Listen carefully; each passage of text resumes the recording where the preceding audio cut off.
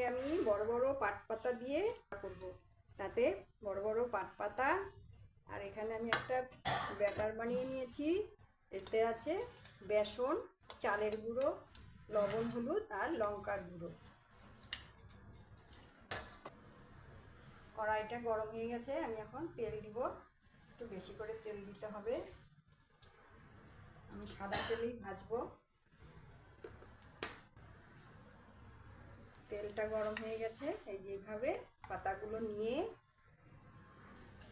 পাতা গোটাগুলো ধরে এইভাবে ভিজিয়ে এখানে দিয়ে দিতে হবে।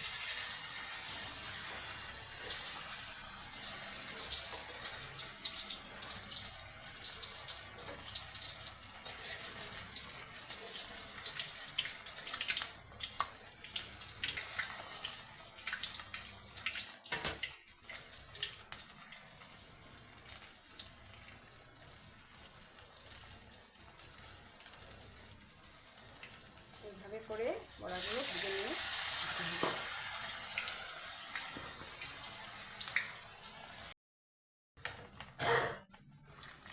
দেখুন আমার বড়াগুলো ভাজা হয়ে গেছে। দুটো বড়া আমি ভেজে নিলাম, লাল লাল করে ভাজা হয়ে গেছে। খেতে খুব ভালো লাগবে, খেয়ে দেখবেন।